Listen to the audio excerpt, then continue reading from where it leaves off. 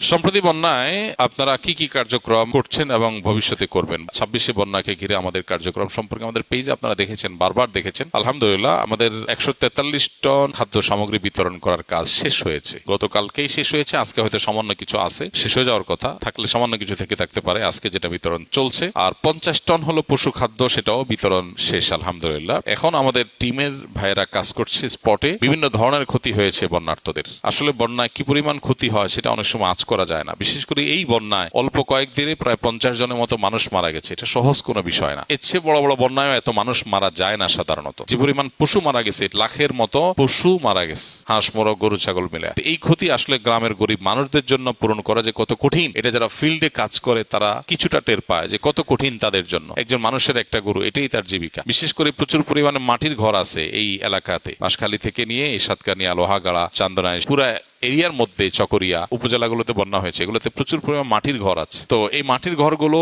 অতিরিক্ত বন্যার পানি যখন উঠেছিল তখন এগুলো একেবারে মাটির সাথে মিশে গেছে। এই মানুষদের থাকার আর কোনো জায়গা নেই। আলহামদুলিল্লাহ, এইরকম মানুষদের ঘর করে দেওয়ার জন্য 300 ঘর করার জন্য আমাদের টিম এখন স্পটে কাজ করছে। তালিকা করার কাজ চলছে। কয়েকদিনের মধ্যে তালিকা শেষ হয়ে যাবে ইনশাআল্লাহ। আমরা সবচেয়ে বেশি ক্ষতিগ্রস্ত বা একেবারে ধ্বংস হয়ে গেছে এরকম 300 মানুষকে সম্পূর্ণ পাকা উপরে টিন 2 রুমের ঘর বানিয়ে দেওয়ার কাজ, এটা আমাদের এখন চলছে। তবে এটা তালিকার কাজ শেষ হলে, চূড়ান্ত বাছাই শেষ হলে এরপরে ইনশাআল্লাহ ঘরের কাজ শুরু হবে। সেটা শুরু হলেও শেষ হতে কয়েক মাস সময় লাগবে, কারণ একসাথে 300 বিল্ডিং নির্মাণ করা সহজ সময়ের ব্যাপার না। ফলে কয়েক মাস সময় লাগবে ইনশাআল্লাহ। বাকি আমরা যেহেতু ওয়াদা করেছি সেই অনুযায়ী কাজ আমাদের শুরু হয়ে গেছে।